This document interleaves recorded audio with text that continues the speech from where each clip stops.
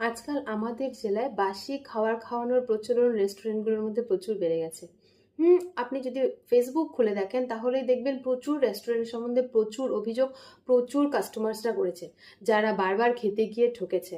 তো এই ধরনের ক্ষেত্রে যারা নেক্সট টাইম রেস্টুরেন্টে খেতে গিয়ে এমন কিছু পাবেন খাওয়ার মধ্যে, যেমন মাছি বা মশা হতে পারে, বা এমন কিছু যেটা আপনার খাওয়ায় থাকার প্রয়োজন নেই বা দরকার নেই, অথবা এরকম ধরনের খাবার যেই খাবারটা আপনাকে প্রোভাইড করা হয়েছে এবং সেটা খাওয়ার যোগ্য নয়, এরকম যে কোনো প্রবলেমসের ক্ষেত্রে কিন্তু স্টাফদের সাথে কখনোই বাকবিতন্ডায় জড়াবেন না, প্রথমত।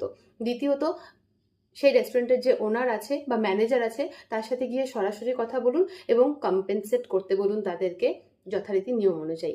কিন্তু যদি ওনারা এগ্রি না করে কম্পেনসেট করতে, তাহলে তৃতীয়ত আপনি যেটা করতে পারেন সেটা হলো আপনি FSSAI-তে কমপ্লেন ফাইল করতে পারেন সেই রেস্টুরেন্টের এগেনস্টে, অথবা আপনি কনজিউমার ফোরামেও as a consumer case file করতে পারেন।